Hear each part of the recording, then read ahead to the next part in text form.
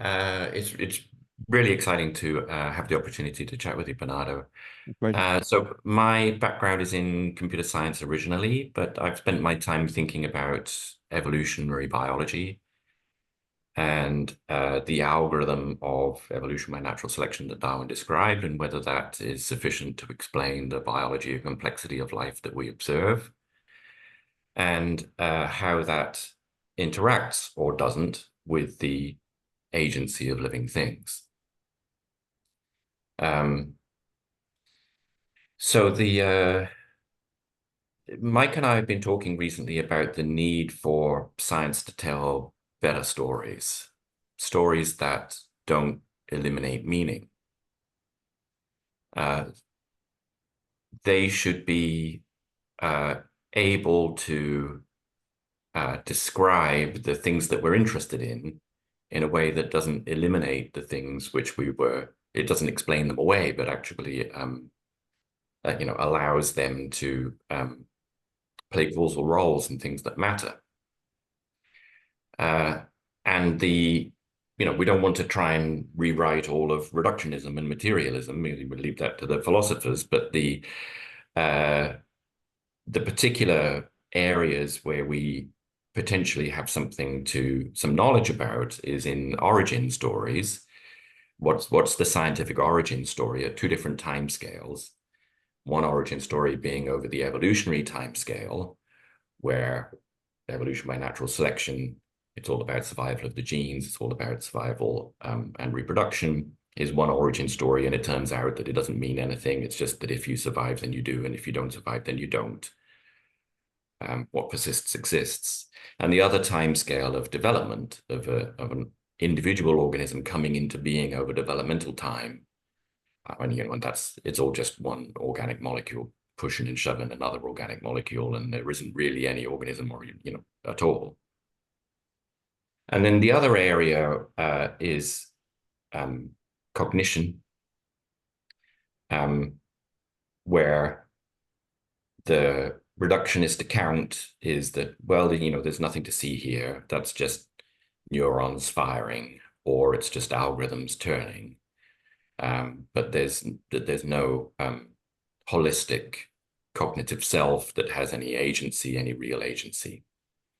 So we're interested in scientific stories, scientific narratives that don't do that, that don't eliminate what was interesting about those areas of science that we were interested in, but also do a better job scientifically of explaining the agency of living things, right? Explaining how development works, explaining how evolution works, right? In particular, for example, the self-referential aspects of evolution, where evolutionary processes modify the mechanisms of their own axioms, like variation, selection, and inheritance, modified by the organisms that were supposedly created by the process, and changes in the level of individuality, where evolutionary units at one level of organization become parts within an evolutionary unit at another level of organization. And the higher level couldn't exist if it wasn't made of the lower levels, but the lower levels seem sort of subservient to the higher level. What's going on, right? We don't have good scientific accounts of that. Now, I'm interested to hear your thoughts about how to connect those areas, in particular cognition and evolution, with the idea that that the nature of reality isn't material, that the nature of reality is a universal consciousness, a selective field, and that individuals are fragments of it, which totally makes sense to me at the level that I'm able to understand that. And in particular, so like, what's the relationship between those fragments of universal consciousness, those disassociated selves, which has a sort of cognition first aspect to it, or consciousness first aspect to it? That's the fundamental. And then on this other kind of story where we say, yeah, well, although the materialist world is that's just an interface, that's just a limited ability to perceive what's there, and the real stuff is behind that. Actually, the machinery of molecules, genes, natural selection, and the rest of it, evolved organisms with their limited cognitive apparatus, which, so far as it can tell, is interested in things like survival and reproduction. And sometimes that machinery produces entities which are cognitive, which can then reflect back on that, which seems like it was created out of the material stuff, as though cognition was a product of the evolutionary process. So how can we reconcile? I'm interested in reconciling that story where cognition is a process, is a product of a materialist process where our cognitive selves are, built by the process of evolution by natural selection, versus a cognition first story where that's the prime mover, that's the thing that was there forever and always, and this materialist instantiation is just a projection or an interface or something onto that reality. And does any of that perspective make a difference to how we actually understand how the biology works within that materialist framework that we share when we do, right? Or Yeah. is this just doesn't really make any difference? Uh, when an idealist says consciousness first, the claim is that it's the type of existent consciousness that is primary. It doesn't mean that every higher level cognitive function that we have cataloged was there from the beginning. Clearly, an amoeba or a single-celled organism does not metacognize, does not self-reflect, does not deliberate. And what that empirically shows, I think, undeniably, is that not every cognitive function, not every higher level mental function is there from the beginning. Otherwise, amoebas would have existential crisis. They don't seem to do that. So the claim is not that all cognitive functions were there from the get-go. The claim is that the ontological type that we call consciousness, mental stuff, experiential stuff, that is what was there at the beginning. And then dissociation or life happened because it can happen. So given enough time, it was bound to happen. Dissociation is this process in mind space that can happen. And so sure enough, it did.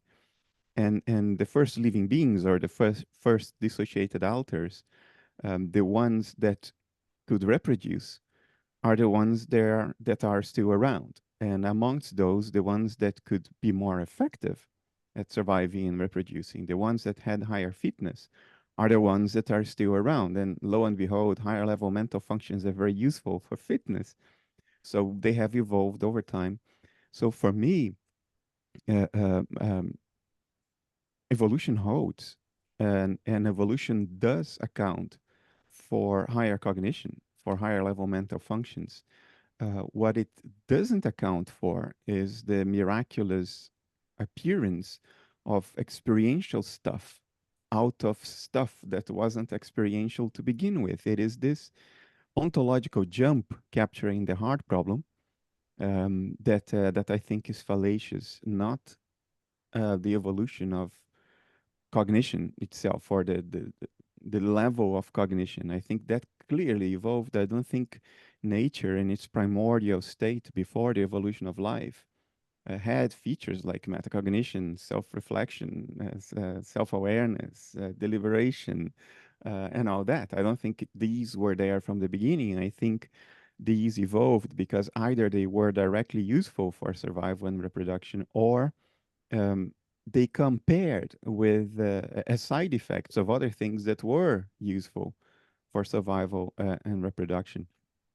So there is a sense in which at least analytic idealism is quite reductive, Richard. It's reductive in the original and pure sense of the word, which is how do we account for complex things in terms of simpler things? What it doesn't do is two things that our culture has come to associate with reductionism, but which in fact have nothing to do with reductionism, which is the misunderstanding that reductionism is from the large to the small, as opposed to the complex to the simpler.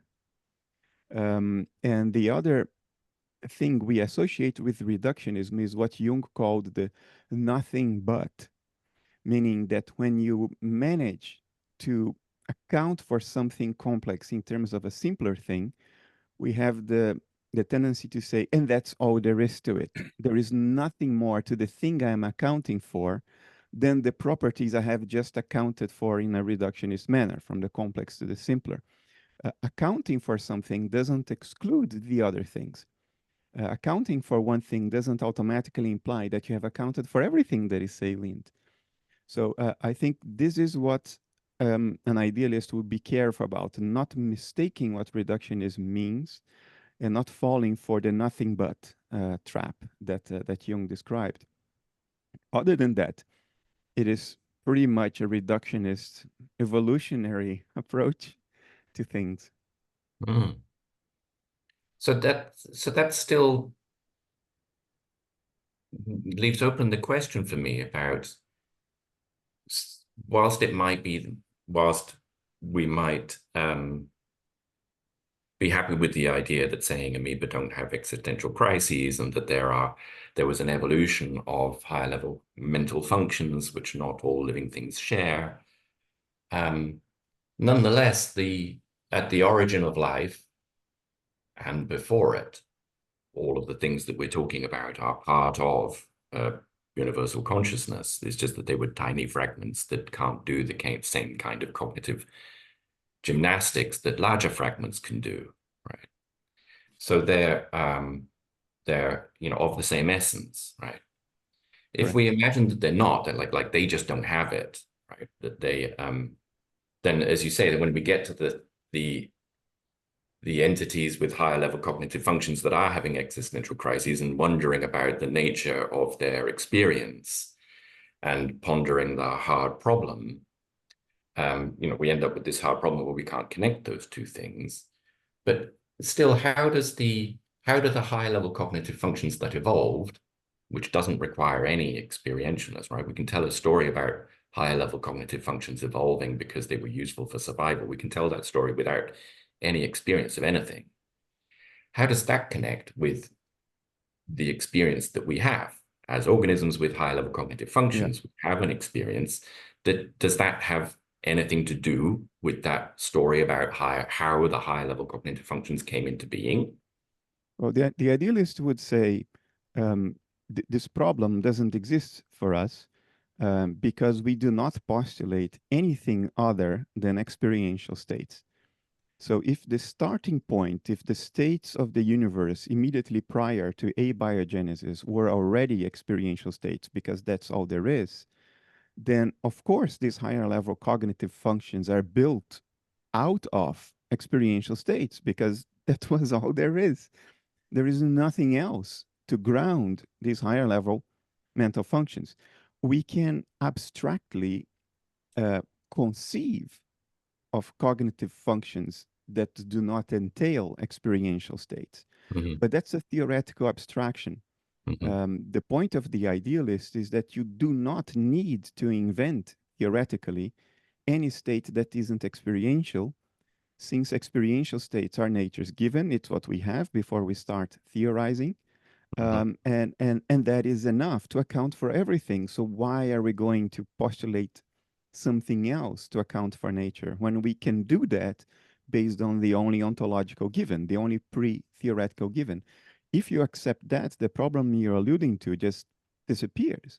These cognitive functions are sentient because sentience is all there was, is all there is. Everything else is a theoretical abstraction that may or may not be justified. And the idealist will say it's not justified at all. It creates an insoluble problem, doesn't explain anything, and is inflationary.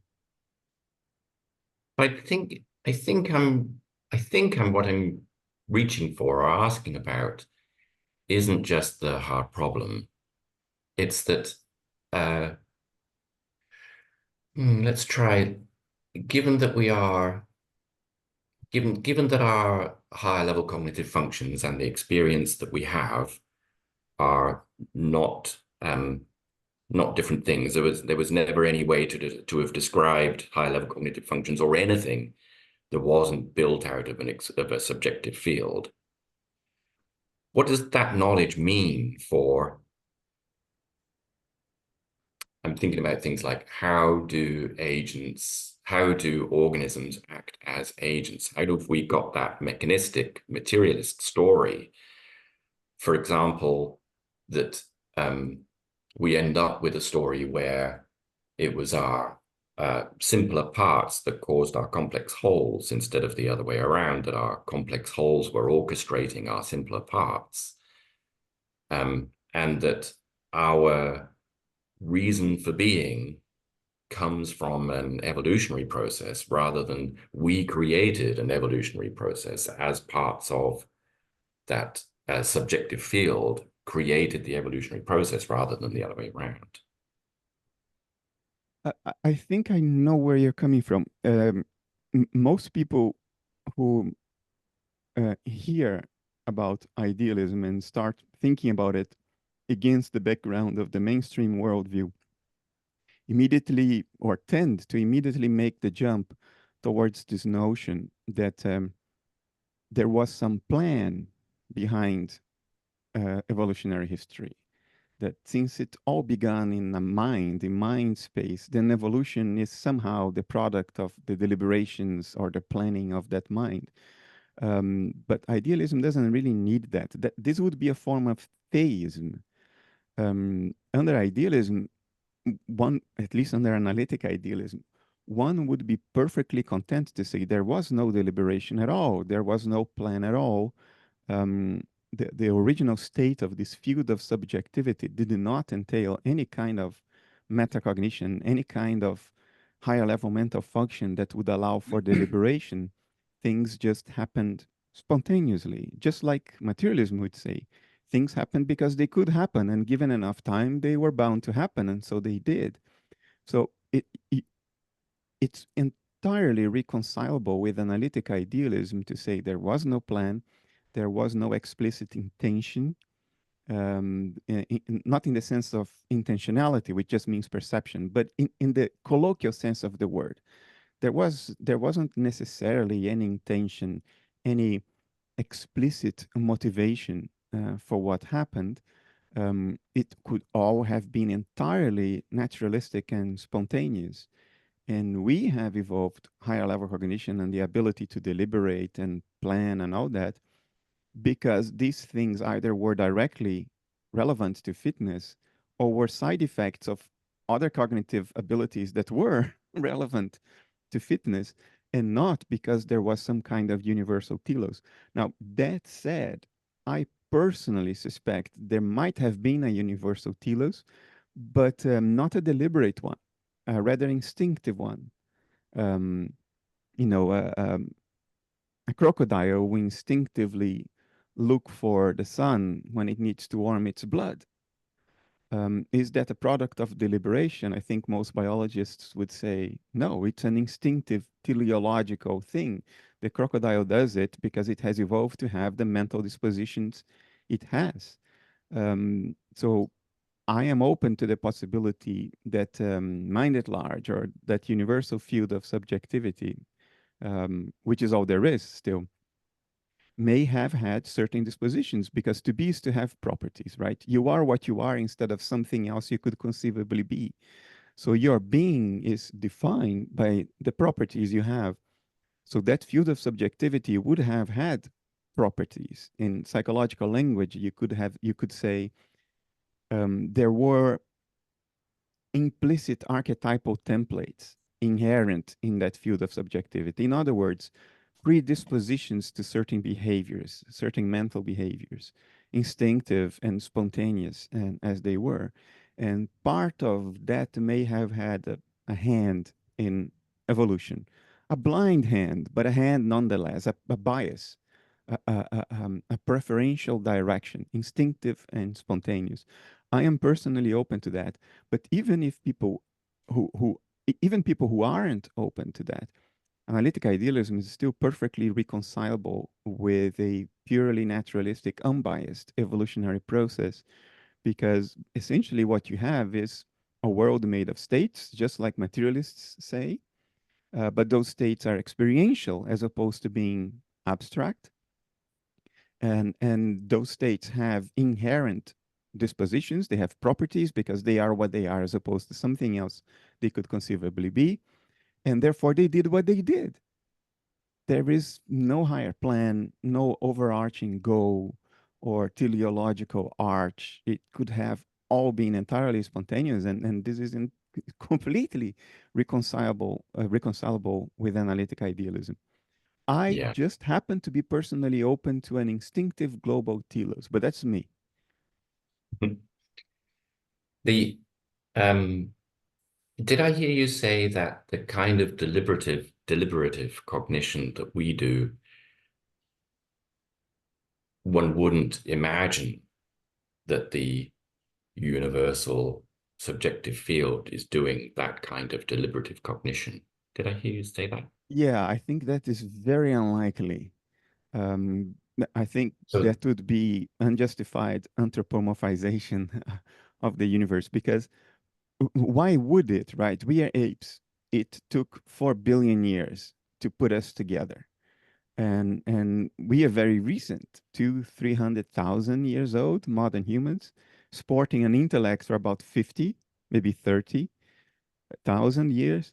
So we we arose yesterday, blink of an eye ago, after 4 billion years. Why would our modes and capacities of cognition be the same as nature in its raw state? I think that's incredibly unlikely.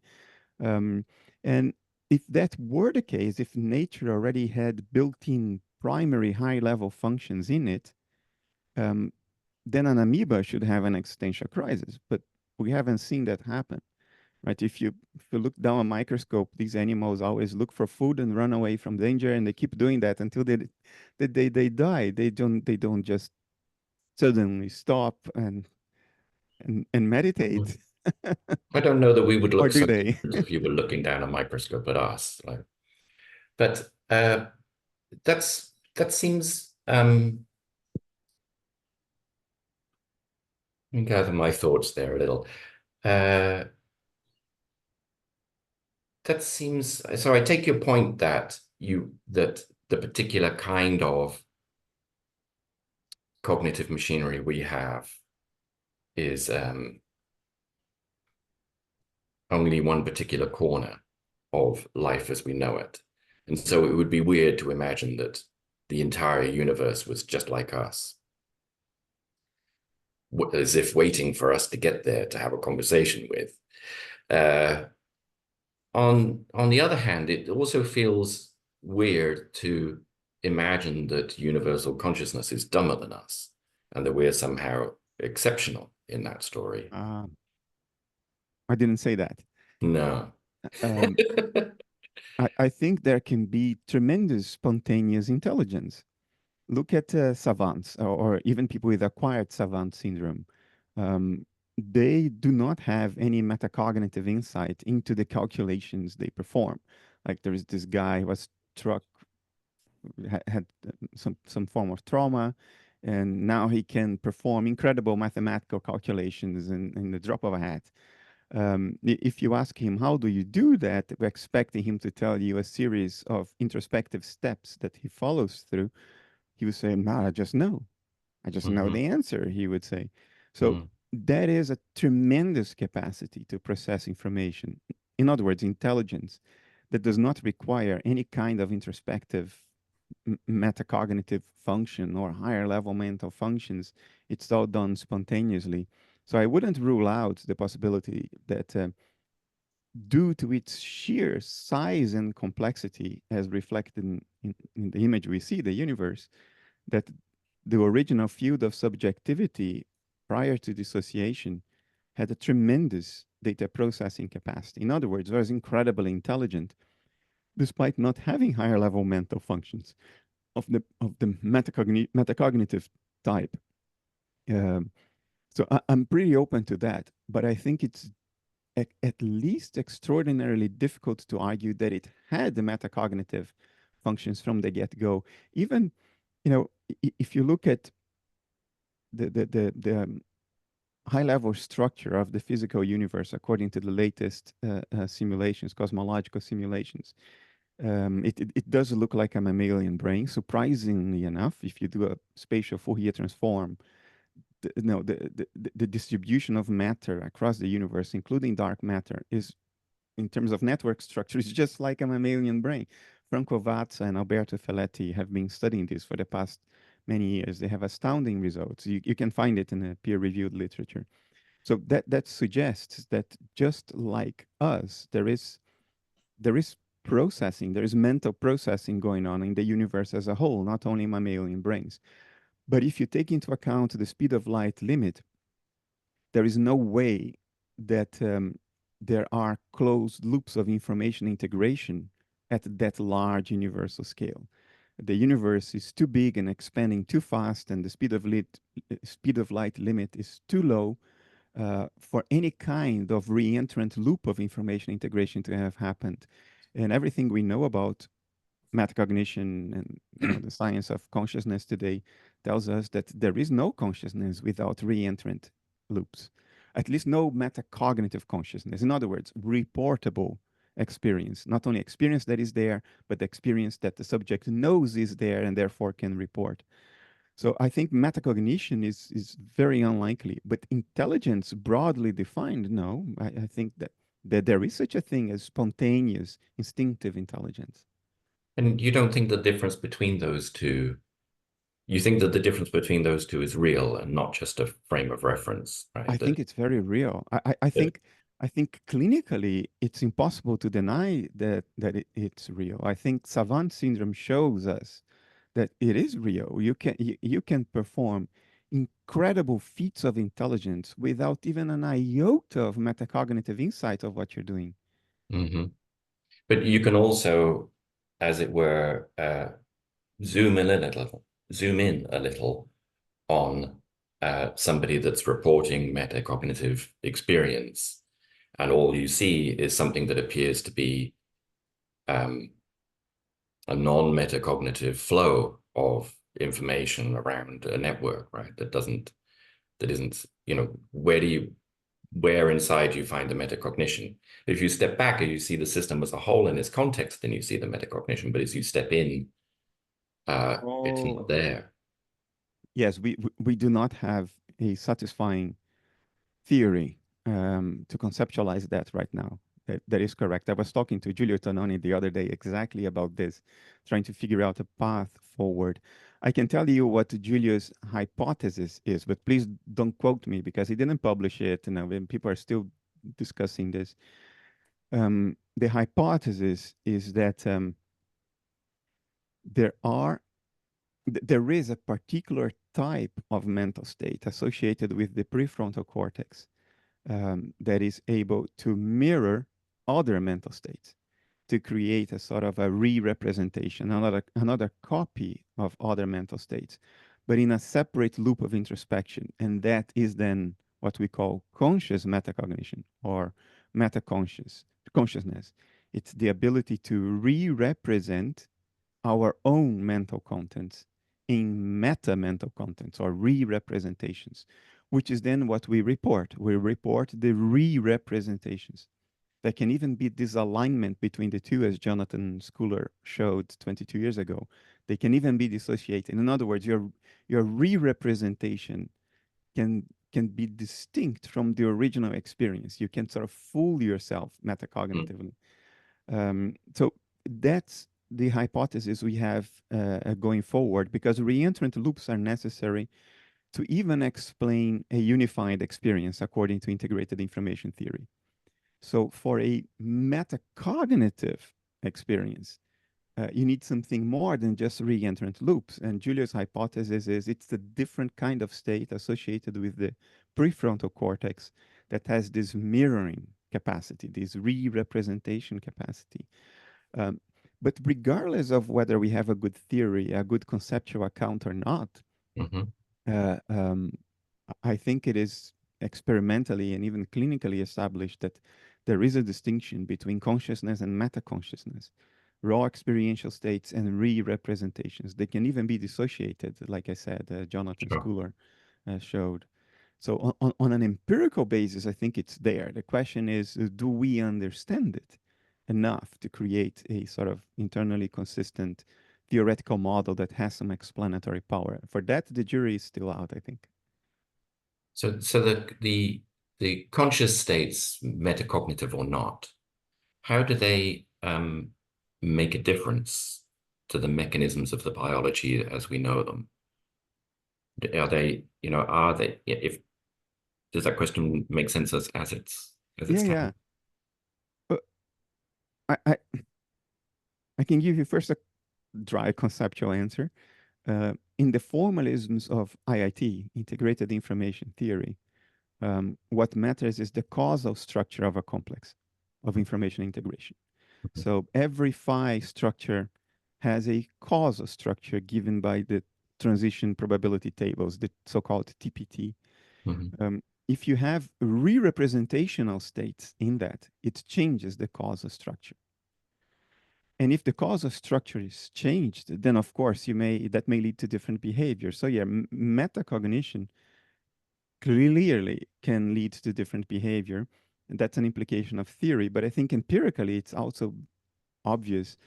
Um, there is a little difference when we are talking about simple spontaneous behaviors, like people with blind sight.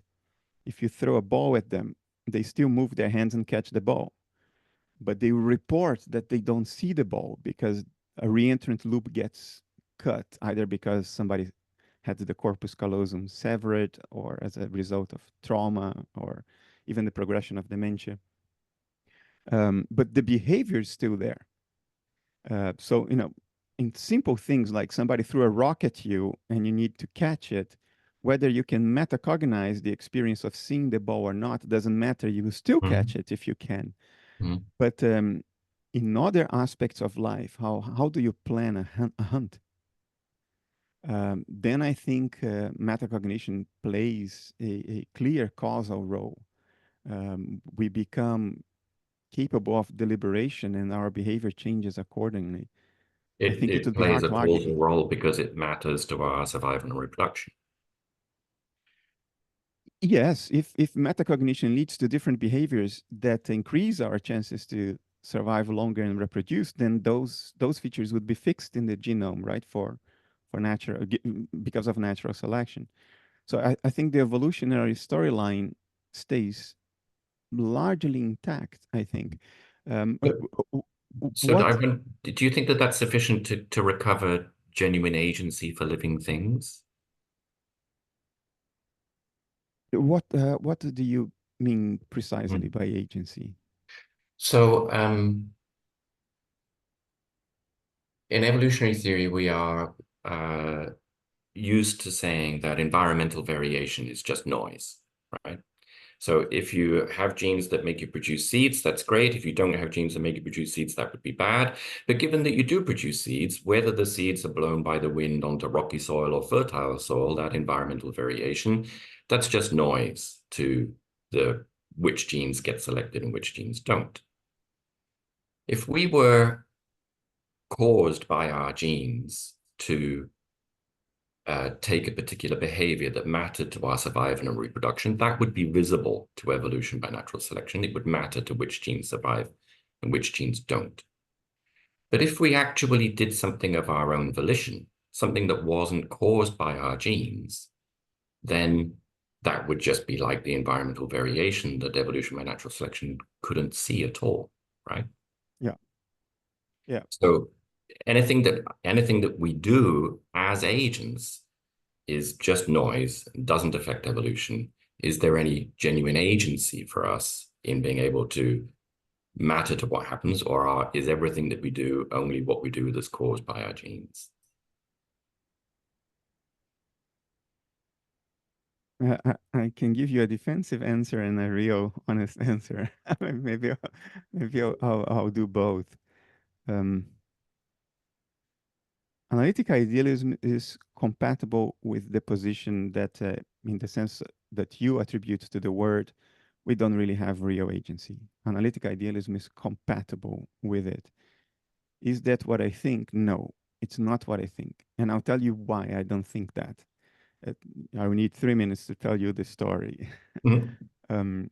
If you look at paleoanthropology and you look for the dating of the evidence we have for the rise of modern humans anatomically, that puts us back 200 or 300,000 years. And if you look at the evidence for symbolic cognition, for the ability to replace elements of reality with cognitive representations that point at something beyond themselves. In other words, conceptual reasoning, which is related to agency. If you don't have conceptual reasoning, you're purely instinctive, and then there is no agency in the sense you attribute it to the word, I think. But if we can think symbolically, then you can say, well, I did it because I decided to do that, not just because instinct moved me in an autonomous fashion to do that. So the evidence for the latter, for symbolic thinking, is 30 to 50,000 years ago. Before that, there is no such evidence. And this raises a very uncomfortable question. Whatever genetic mutation took place that enabled us to express this extraordinary ability, unique in nature, to think symbolically, to develop language, to perform rituals. Whatever genetic mutation enabled this happened about 200,000 years before the capability was actually expressed. It lay dormant for 200,000 years before one of us, for whatever reason, discovered that it was there. This is extraordinarily implausible because we are talking about the most significant genetic mutation in the history of life on Earth. And we are saying it happened and was affixed in the genome for no reason. At first, it had no survival advantages whatsoever. It did nothing because we didn't use it for 200,000 years until we did, for whatever reason. Ian Tattersall, he's retired now. He was the curator of the Hall of Human History in the American Museum of Natural History. He wrote this extraordinary book in 2012 called The Masters of the Planet. And in the book, he says, I cannot quote word for word anymore, but close. In the book, he says, the only reason we have to believe that such a fantastic thing happened is that it obviously did. Because short of the empirical acknowledgement that it did happen, it would be preposterous to say that the most consequential genetic mutation in the history of life happened for no reason. It had no fitness delta associated with it for the longest time until its possessor, for some reason, discovered it. The implausibility of this is so fantastically extraordinary that I think it leaves a gaping hole in our account of agency in the way you defined it. And therefore, the jury is out about better hypothesis. In other words, I think personally that vanilla neo-Darwinian evolution doesn't do it. I think it's very implausible that it does that it does account for it. But those who think it does account can still be analytic idealists. Okay. I I have so much more that I want to develop, but how are we doing, Michael? How are we doing? We're doing great. We got 15 minutes. Go for it. Keep going. Are you sure? Do you not want to come in? Well, I have just a couple of things. One specific. I mean, from the beginning, I've been sitting here thinking about amoebas, existential crises, and what the hallmarks of such a thing would be. How would we know? I mean, I'm in no way claiming that all of our cognitive capacities were there from day one. I mean, I do think that there are differences ultimately, but I'm not at all sure that they can't have their own version of an existential crisis. And there is a very simple version of metacognition that Chris Fields draws attention to, which is that you have a bacterium, and that typically what they're doing is measuring the local, let's say, sugar concentration, right? And they want to go up the gradient, and that's that. But there's an issue because that sugar, for example, might be poisoned in some way. So some bacteria, what they actually do is, in addition to that, they also measure the output of their own metabolic system. So instead of measuring the outside world, they look inwards and they measure themselves. And there's a second order metabolic loop that overrides the first loop and says, okay, you may think that you're going up the gradient, and that's great, but if the metabolism actually isn't going well, I'm pulling the plug on the whole thing. We're going to tumble and go somewhere else, right? And that, I think, is a very sort of primitive version of the metacognitive capacity, where you're making judgments about your own state as opposed to states of the world. And whether or not, I mean, I don't expect there's any way. It's not the same as being able to articulate it linguistically, of course, but I do think that there are very simple versions of metacognition that some of these things have, and so I've been sitting here thinking about what would a unicellular existential crisis look like, and how do we know when each of us is having it? How do we know metacognitively when we are having it? That's what I've been thinking about. But I do have a question for Bernardo, because I thought this was pretty interesting too. The universe, and the speed of light being too slow for the recurrent loops. Can you just talk for a second about it's too slow for what precisely? That is, what does it need to, if we assume that the overall cognitive frame rate can be anything. I mean, maybe it just thinks super slowly. The question, right? So my question is, what is it not in time for with these loops? Can you say something about that? Sure. Can I first quickly comment on what you said? Yeah, go for it. Yeah, sure. Prelude to your question. Sure.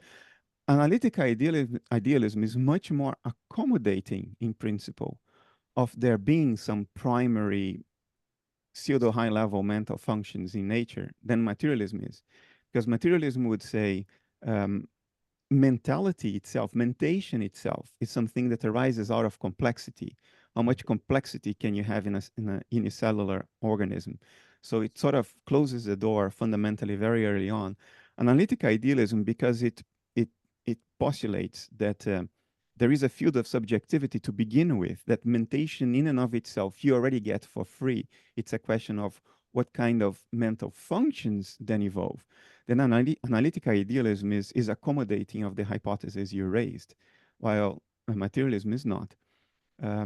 I personally tend to be skeptical of high-level mental functions being there from the beginning, but analytic idealism, which is not me, it's just the thing I sort of sell, but analytic idealism is accommodating of your hypothesis, certainly much more than materialism. Now, these reentrant loops at the universal scale, according to our current cosmological theories, shortly after the Big Bang, there was a period of inflation in which the universe expanded many times faster than the speed of light itself. And what that means, and the universe is still expanding much faster than we think it should. That's why we came up with this notion of dark energy, which is like almost 80% of the visible of the universe, invisible as it is. So if you take these two factors into account, the rate of universal expansion, the rate at which space is being created in between things, and the speed of light, which has stayed roughly constant for as long as we could measure it, one could even say it is constant, and the variation is measurement error. The jury is still out on that, because we define the meter now in terms of the speed of light. So we defined it to be constant in meters per second. But setting that aside, that speed of light limit is very low at a cosmological scale. 300 million kilometers a second, I think it is very low. So it never catches up with the rate of expansion.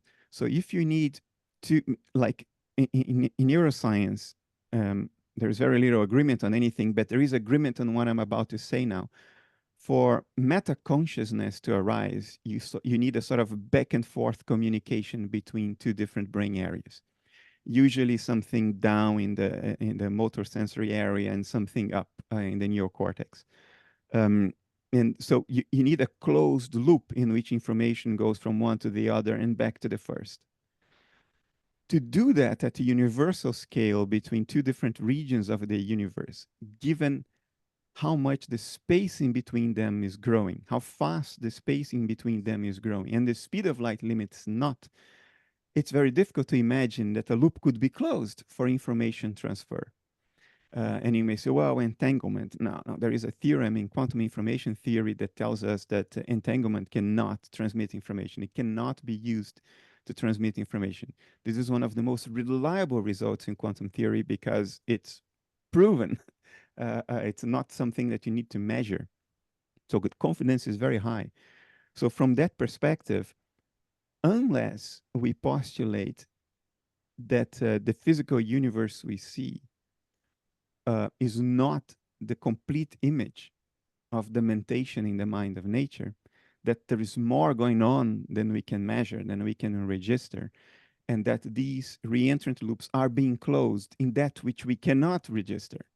Unless you make this sort of promissory note hypothesis, it's very difficult to imagine that the universe is having a deliberate metaconscious thought of the kind that you and I can have. It can be intelligent in a very spontaneous, instinctive way. That there is nothing that precludes this possibility. But higher level metacognitive functions, as we understand and as we measure in our own brains through neuroimaging, it's very difficult to say that this is going on at the vast universal scales because of the rate of expansion and the speed of light limit. Gotcha. Yeah. Okay. That's very interesting. The expansion thing is interesting. Just another question then on the and I don't feel, by the way, I don't feel strongly about this. So it's not like I'm arguing for the new ways to beat the expansion or anything like that. But a question then about the entanglement part. The theorem of which you speak now, that that you can't pass information through it. Is that specifically for external observers, or does that, so the distinction I'm drawing here is systems in which there's a screen between what external observers can see and interpret of what information is passing versus the system itself from the inside, right? And does this theorem cover sort of both, or is it really only for, no, it doesn't, right? Only external observers. Kind of what I figured. So, okay, so I think, and again, I'm not particularly pushing this, but it sounds to me like there might be a little wedge here in terms of what all this really says is that we as external observers cannot catch these loops, which I think is perfectly plausible. But that doesn't mean that they're not actually happening within the mind of the larger system. That's correct. That would be David Bohm's implicit order. I see. Idea. Yeah, that there is an explicit order and an implicit order. In Bohm's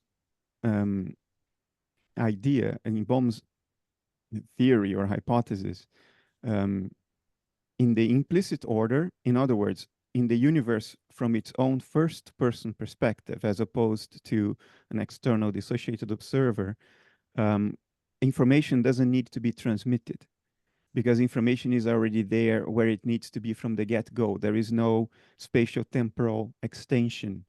So there aren't two places across which information can move. There is just a sort of holistic, unified, non-spatially extended entity, which is the implicit order.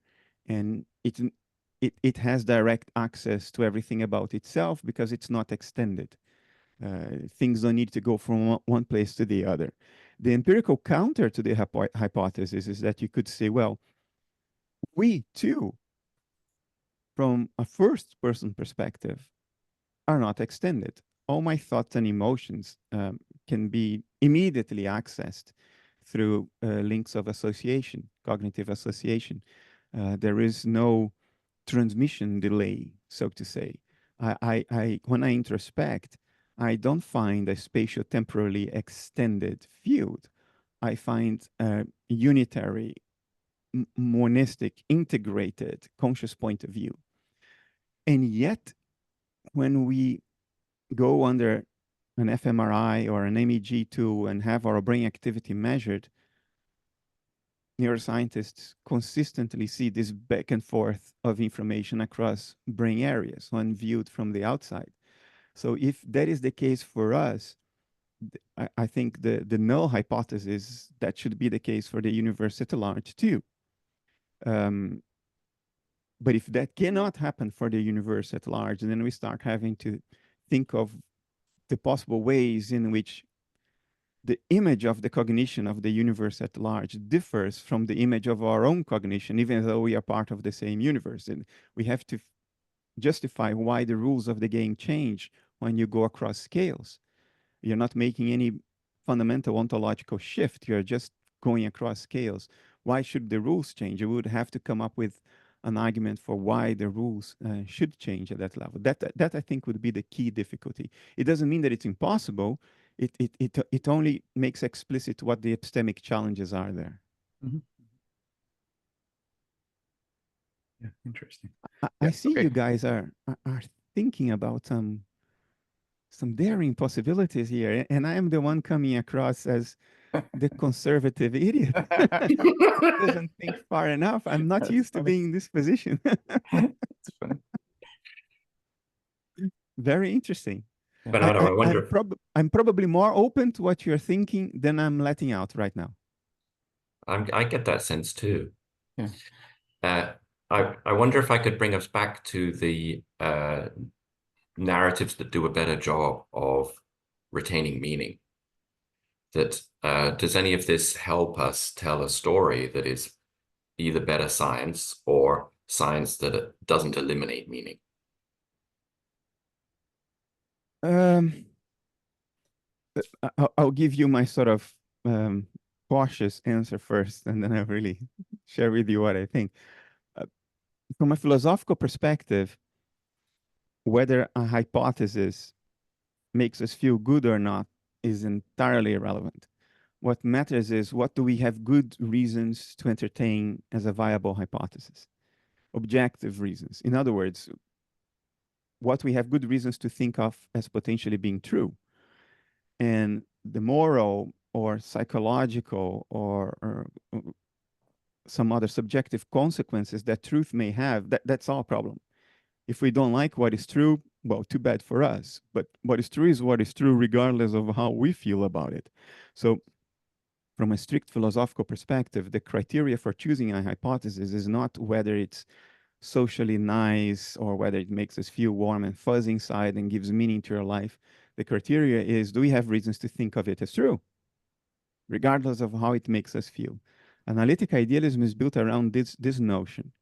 And for me, it was a real struggle to do it that way, because I don't like the key implication of analytic idealism. It makes me feel very uncomfortable, which is the notion that consciousness witnesses death and goes through that major state transition. Let me impress upon you why I don't like it.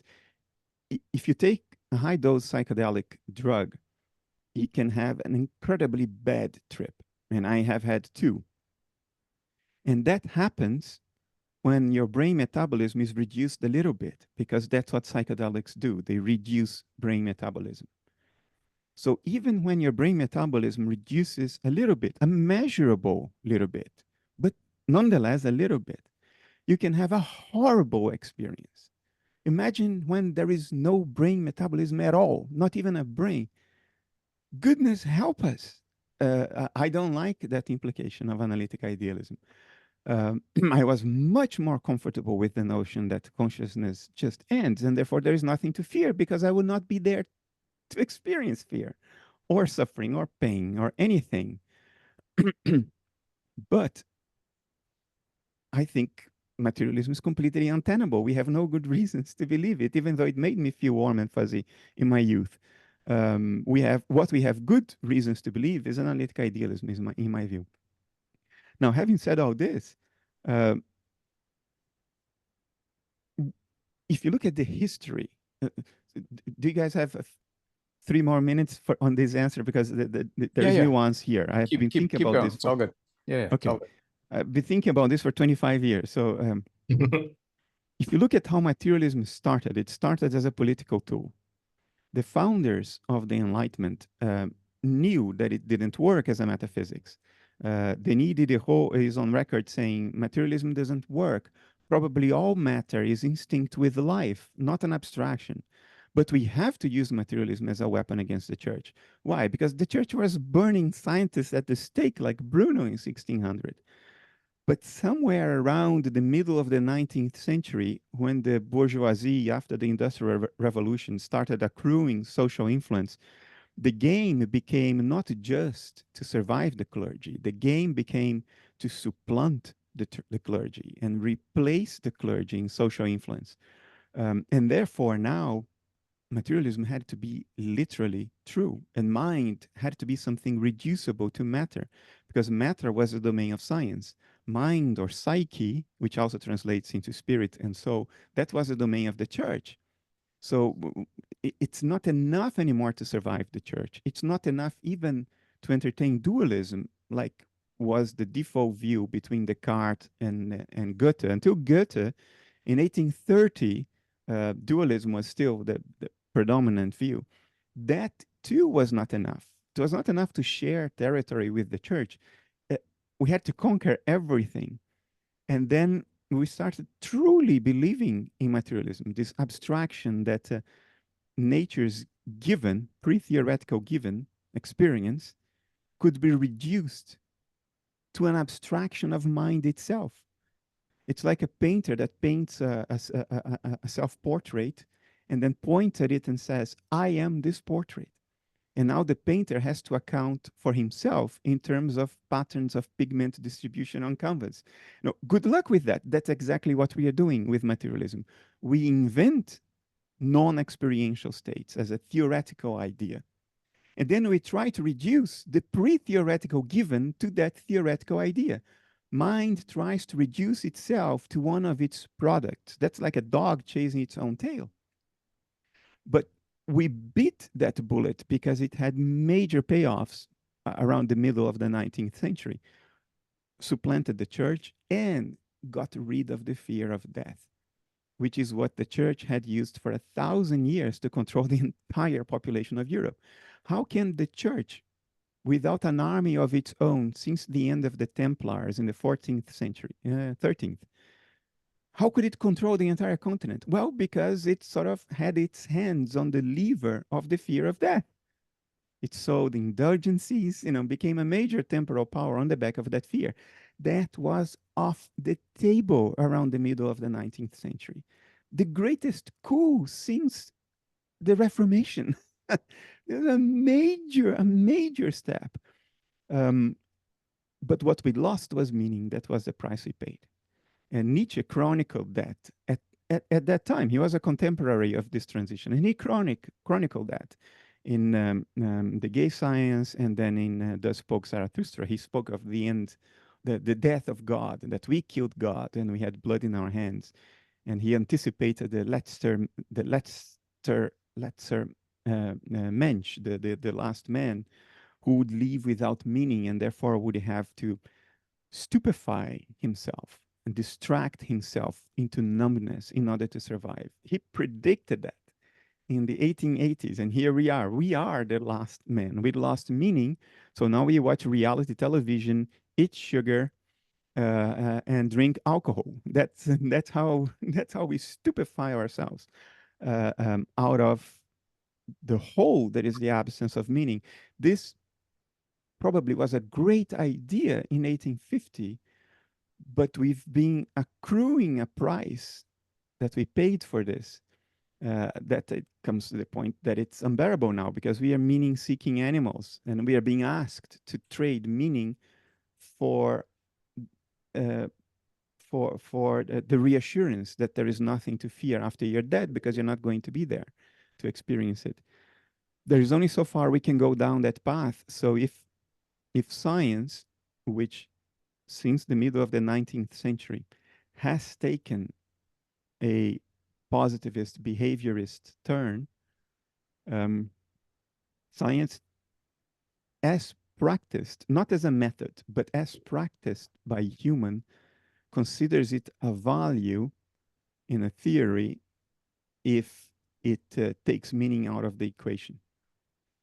Theories sound more scientific if you take meaning out of the equation. The psychology here is clear. Everybody wants to be the tough guy who stares the hard facts in the face and has the balls to say it's all meaningless. And you differentiate yourself when you do that. You differentiate yourself from the gullible masses on the street. You're a better person now because you have the balls to stare the hard facts in the face. That's the psychology of that. Of course, it has absolutely nothing to do with nature at all. There is nothing written large in nature that says theories that stand a chance to be right are the ones that eliminate meaning. Why? Where is it etched in stone in nature, right?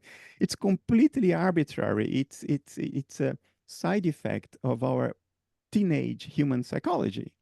That's essentially what it is.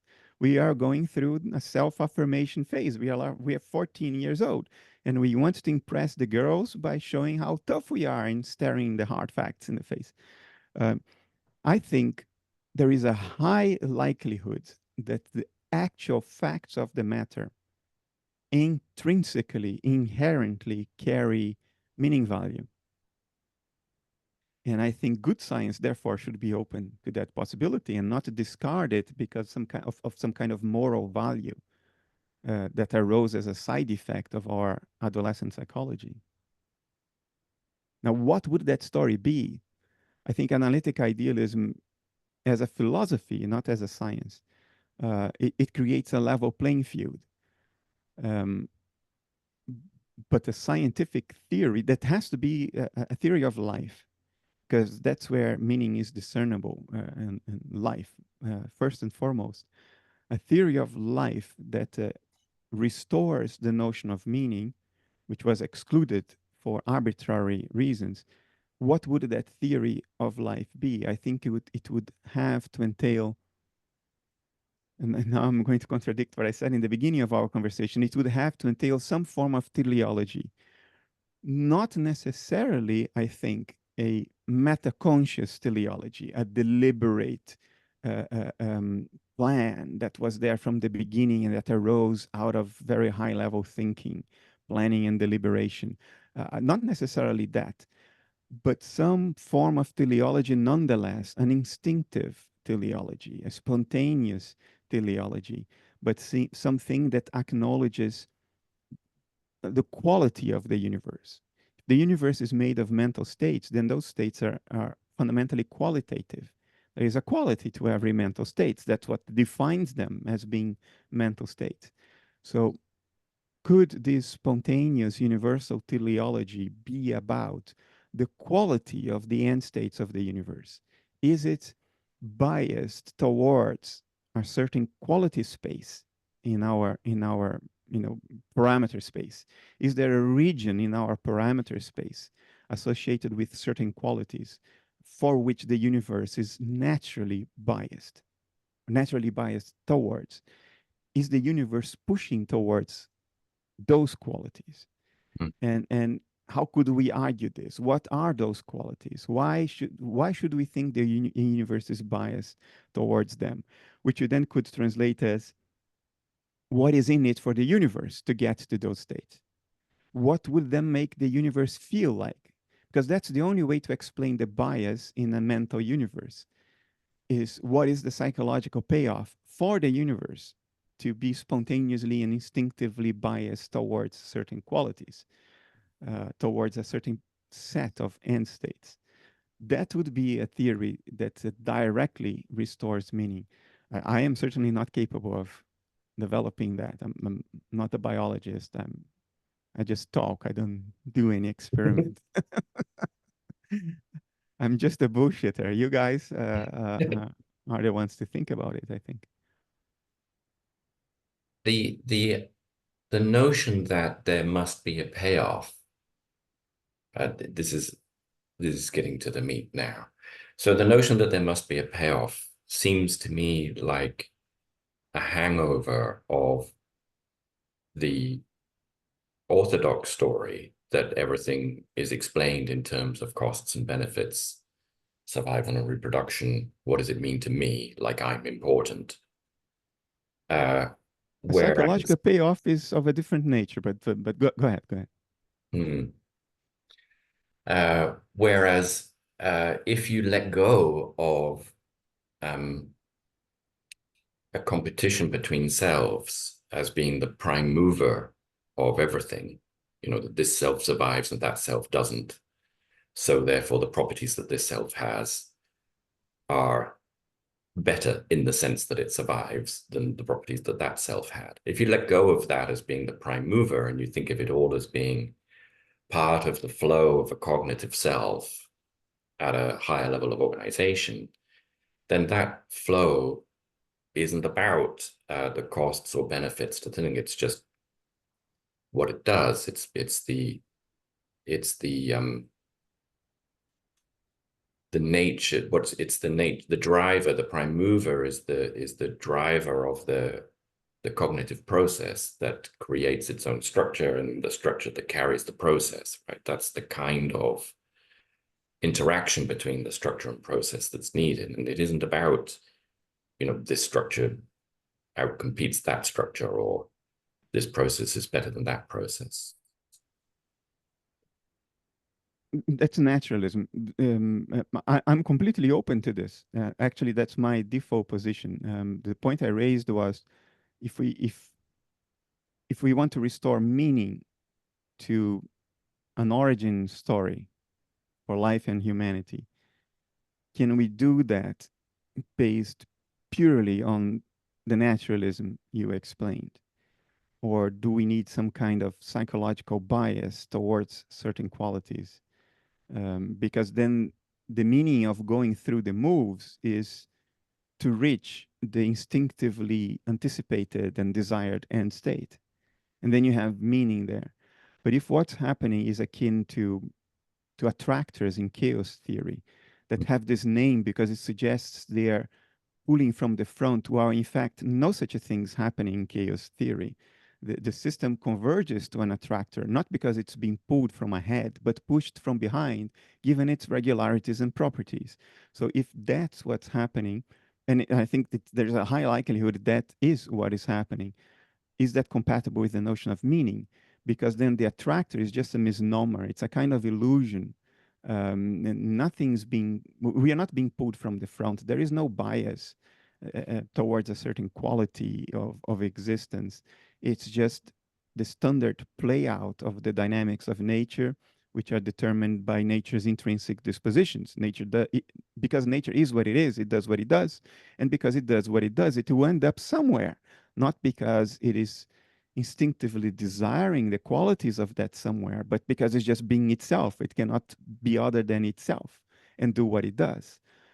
Is this latter story compatible with meaning? I don't know.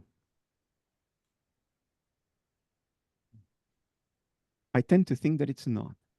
I tend to think that for meaning, in the sense of teleological purpose, to be there, we need a kind of qualitative psychological bias woven into the very fabric of this field of subjectivity that nature is. In other words, an intrinsic like and dislike scale. Am I getting warmer or am I getting colder? If I'm getting colder, I will change what I'm doing because I don't like where this is going. But if I'm getting warmer, I keep on trying. And if I get stuck in a local minimum, maybe the system needs some kind of reset so we can go down the optimization landscape.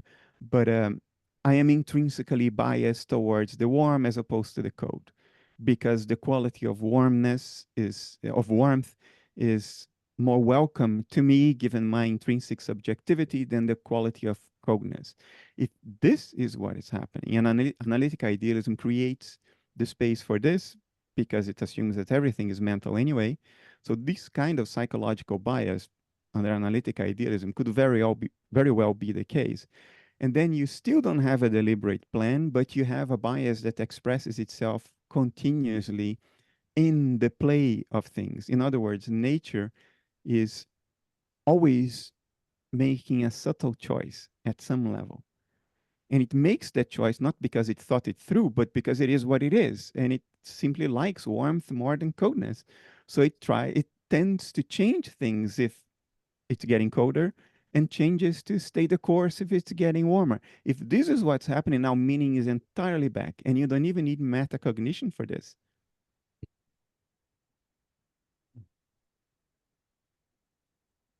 Does nature value higher level mental functions? Even before it knew what higher level mental functions were. Is that what nature instinctively is driving to? Or is it harmony of some level? In other words, less fight, less competition. That doesn't seem to be the case, right? The history of life on Earth has been very bloody for the past 4 billion years. Or something else? Does it value some form of self-awareness above other potential mental states? Does nature value a quality above some other quality? I think that is the question. If it does, you don't need planning, you don't need deliberation, you will get it automatically in the normal course of things. You talked about the blossom on the tree that imagines for a moment that it's all about itself and wants to conquer the tree, versus recognizing that it's in service and sacrifice to a larger story that it doesn't understand, right? Oh, I'm amazed you read that. Yeah. Usually that's not the part of my story that scientists read. Well, I wouldn't be telling the whole truth if I allowed you to believe that I read it. I watched a YouTube video. Oh, okay, okay.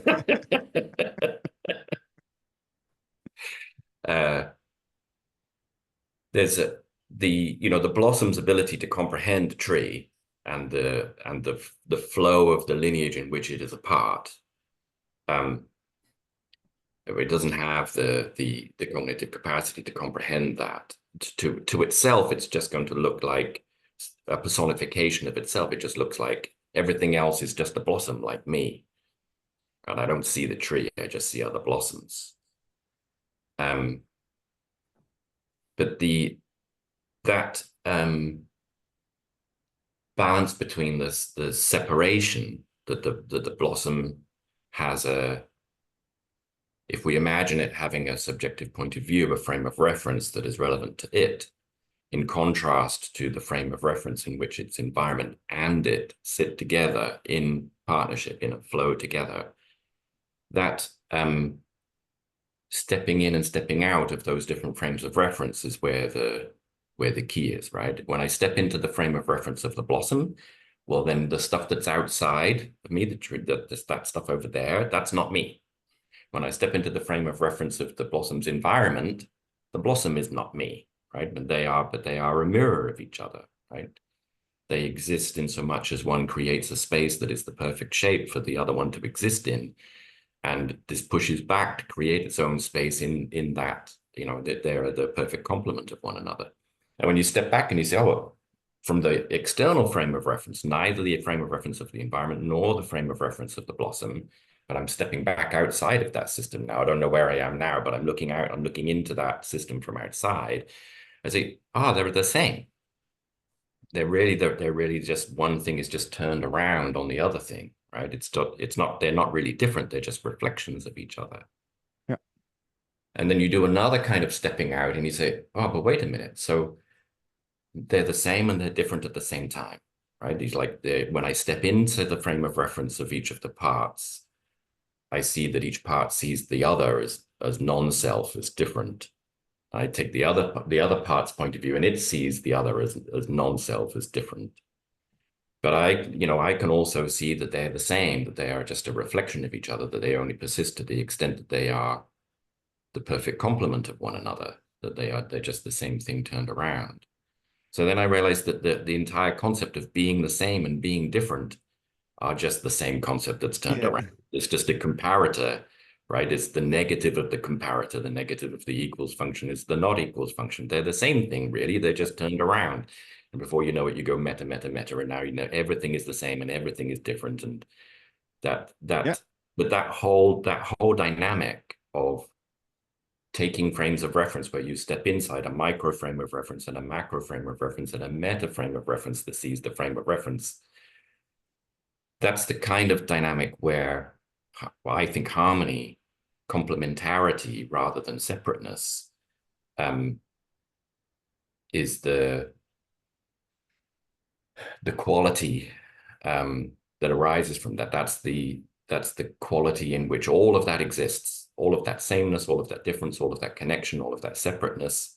That's the quality in which all of that exists. And the difference between existing and not existing is being of a quality that enables those kinds of stepping in and out of frames of reference. I don't know if how that's landing with you. I agree with you. I think that's the story from our point of view. We take ourselves very seriously because we think we are just this and not the rest. So we are very invested in the apple blossom and not in the apple tree and the rest of life on Earth. So I think it is valid for us to struggle through what you just explained. I do think, however, that even if we are always just locked into the frame of reference of the blossom, there is another point of view, independent of us, that takes the rest of the system into account. Because if you have a dissociation, you immediately have two outers, actually. And the moment you have a boundary and you separate the inside from the outside is also an outer. So taking all life away, there is still a point of view, if analytic idealism is right, there is still the point of view of all the rest of the universe, which is a much broader point of view. From an evolutionary theory perspective, I think there is a way to empirically check whether that broader point of view is also an agent, a causally effective agent that is biased in some way. And the way to do that, it's very difficult to do it because we simply don't have the data. But what is interesting to see here would be if the neo-Darwinian idea that the genetic evolutions themselves are unbiased, they are random. Bias comes in only when you expose them to the environment, and then fitness and natural selection kick in, and it will impose a direction to the system, a gradient in the system that will favor fitness. So once natural selection plays in, you get a bias. But in the underlying genetic mutations, there should be no bias under neo-Darwinism. Now, can we run a randomness test in a raw set of genetic mutations to see if they're really biased or not? And we don't have the data. The fossil record does not keep the raw mutations. The ones that weren't viable probably disappeared. We'll never find them. However, in the past few years, there have been two fantastic papers. One I remember still very well. I think it's from Israel. Idealism. Yeah, about the malaria, the genes that create a positive response to malaria. Yeah. So these papers claim to have shown that the mutations themselves are biased. And I think what that shows is precisely that other agent, the rest of the universe outside of the living alters, even influences the living alters. I mean, wherever that agency is, whatever it corresponds to, it's certainly outside the human ego. And it is causally effective enough to manipulate raw genetic mutations and imprint a bias on it. So I think that is the best empirical hint or suggestion we have today, that there is some form of built-in teleology in the fabric of nature. It may be instinctive, but it does have some feedback loop, and it does make some kind of choice.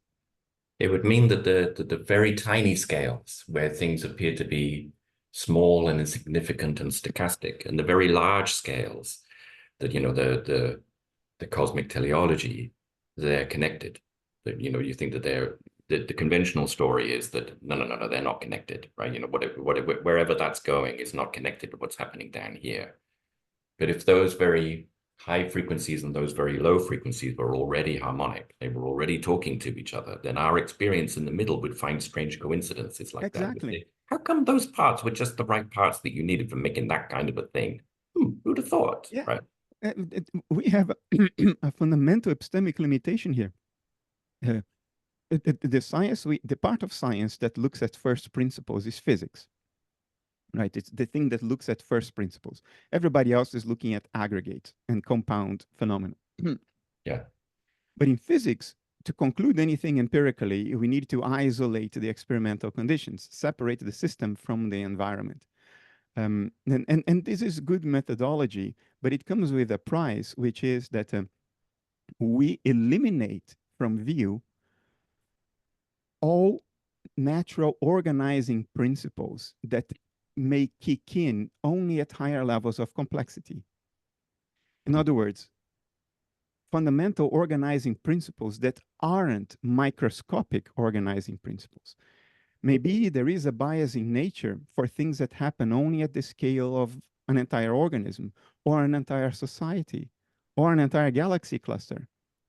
And those correlations will then be impossible for us to see in a very structural, methodological sense, because in our attempt to isolate the experimental conditions, we will reduce the scope of what we observe only to those organizing principles that manifest in that tiny scope.